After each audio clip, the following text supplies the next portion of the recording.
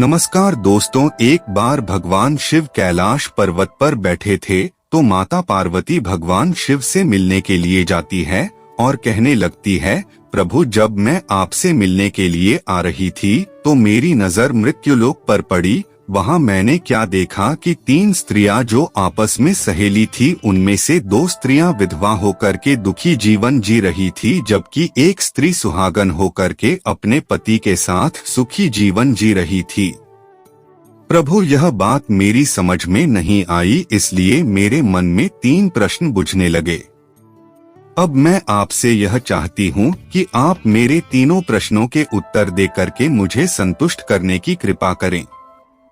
मित्रों, इस प्रकार माता पार्वती की बात को सुन करके भगवान शिव कहते हैं, पार्वती तुम मुझे अपने तीनों कष्ट बताओ, मैं तुम्हें तुम्हारे प्रश्नों के उत्तर देकर के पूरी तरह संतुष्ट करने का प्रयास करूंगा। अब माता पार्वती कहती है, प्रभु मेरा पहला प्रश्न है, कौन सी स्त्री समय से पहले विधवा हो जाती है? मेरा दूसरा प्रश्न है, कौन सी स्त्री को जीवन में कभी सुख नहीं मिलता? और मेरा तीसरा प्रश्न है, कौन सी चीज ऐसी है जो एक पत्नी अपने पति को मांगने से भी नहीं देती?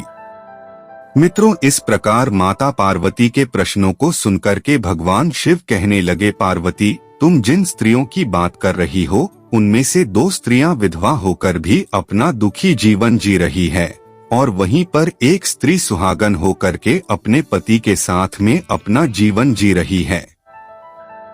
तुम जानना चाहती हो आखिरकार ऐसा क्यों है?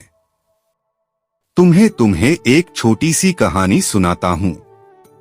इस कहानी को बहुत ही ध्यान से सुनना। आदि अधूरी कहानी सुनने वालों को आधा अधूरा ही ज्ञान प्राप्त होता है, जो जीवन में कभी काम नहीं आता, क्योंकि तुम्हारे तीनों प्रश्नों के उत्तर किसी छोटी सी कहानी में समाये हुए हैं। यदि तुमने ध्यान से सुना तो तुम्हारी तीनों प्रश्नों के उत्तर तो अवश्य मिलेंगे और तुम्हें संतुष्टि प्राप्त होगी। मित्रों, माता पार्वती कहती, प्रभु मैं आपकी बात से सहमत हूँ, आप कहानी शुरू करो। मैं कहानी को पूरी मन से सुनूंगी और जब तक आप कहानी बोलेंगे तब तक मेरा मन किसी दूसरे स्थान पर नहीं जाएगा। तो मित्रों, कहानी शुरू करने से पहले मेरा आप सभी से अनुरोध है कि आप हमारे चैनल को सब्सक्राइब अवश्य करें और कहानी के अंत तक बने रहें, क्योंकि आज की कहानी आपके लिए बहुत ही महत्वपूर्ण होने वाली है।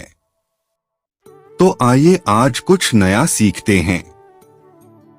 भगवान शिव कहते हैं, पार्वती सबसे पहले मैं तुम्हें उस स्त्री की कहानी सुनाता हूँ जो सुहागन बनकर के सुखी जीवन जी रही हैं। देखो, जिससे सुहागन स्त्री की तुम बात कर रही हो वो स्त्री एक राजा के नौकर की पत्नी है और जिस नौकर की वो पत्नी है, उस नौकर को अपनी पत्नी पर पूर्ण विश्वास और भरोसा है कि वो पतिव्रता है, जिसकी महिमा वो अपने साथियों में बार बार करता है। अब देखो, एक दिन की बात है, उस राजा के नौकर ने अपनी पत्नी की प्रशंसा इतनी की कि बात धीरे धीरे फैलते हुए राजा के दरबार तक पहुंच गई। फिर तो राजा ने अपने नौकर को बुलाया और उस नौकर से कहा कि तुम हर किसी से कहते हो कि तुम्हारी पत्नी पतिव्रता है, क्या वास्तव में आपकी पत्नी पतिव्रता है? आपको पूर्ण विश्वास है? भगवान शिव कहते हैं, पार्वती इस प्रकार राजा की बात सुनकर के नौकर कहने लगा, महाराज मुझे पूरा विश्वास है और पूरे से भी आगे विश्वास है कि मेरी पत्नी पूरी तरह पतिव्रता है।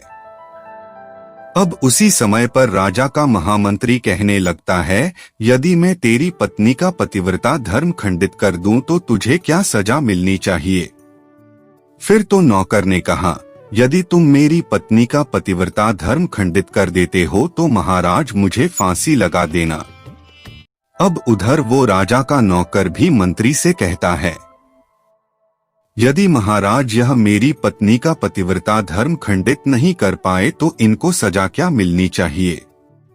तो राजा ने कहा कि मंत्री को भी फांसी की सजा दी जाएगी।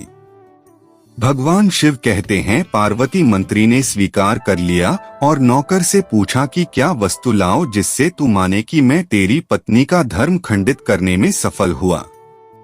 तो नौकर ने कहा, मंत्री, यदि तुम मेरे घर से जाकर के मेरे विवाह के समय पर मुझे एक पटका मिला था और एक कतार मिली थी, वो मेरी पत्नी ने बहुत ही संभाल कर रखी है, जो सुहाग की निशानी मानी जाती है। यदि तू पटका और कटार लाकर मुझे दिखा दे तो मैं मान जाऊंगा कि मेरी पत्नी का धर्म तूने पूरी तरह नष्ट कर दिया है। अब भगवान शिव कहते हैं, पार्वती शर्त स्वीकार हो जाने के बाद में वो मंत्री शहर में जाता है और एक दूती से जाकर मिलता है। वो दूती हमेशा एक दूसरे से भिड़ने का काम करती थी और जो काम कोई नहीं करता था वह काम करने में वो सक्षम थी। फिर इस प्रकार उस मंत्री ने उस दूती को अपने स्वार्थ के लिए बुलाया और दूती से कहा कि देखो, इस नाम का एक व्यक्ति है, उससे मेरी शर्त लगी है। और फिर उसने उस शर्त के बारे में उसको सारा कुछ बता दिया। फिर वो उस दूती से कहने लगा कि तू कैसे भी करके उस स्त्री से मेरा संपर्क करवा दे, तुझे जितना धन चाहिए मैं उतना धन दूंगा।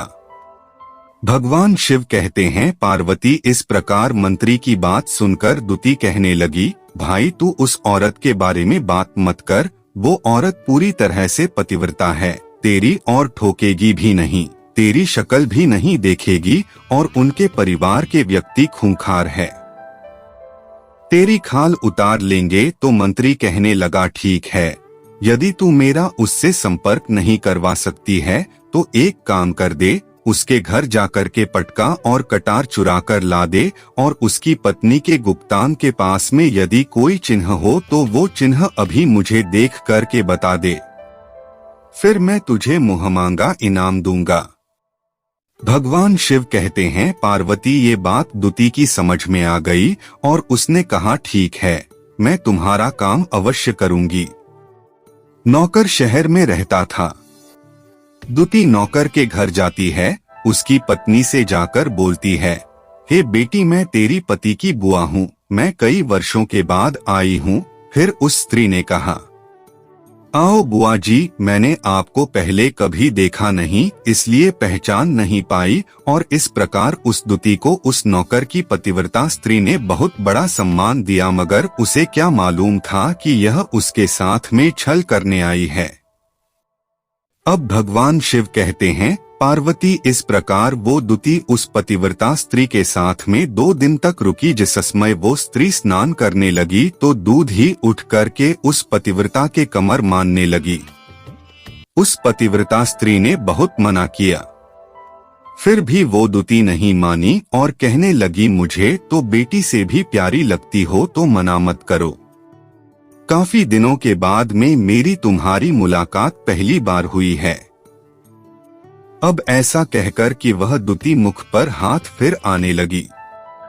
फिर आंखों को धोने के बहाने से उस दूती ने उस पतिव्रता स्त्री की आंखों पर पानी मार दिया और उस स्त्री की आंखें बंद हो गई। इस प्रकार गुप्तांग के पास में जांघ पर उस स्त्री के एक तिल था जो दूती ने देख लिया। बस उसका काम बन गया।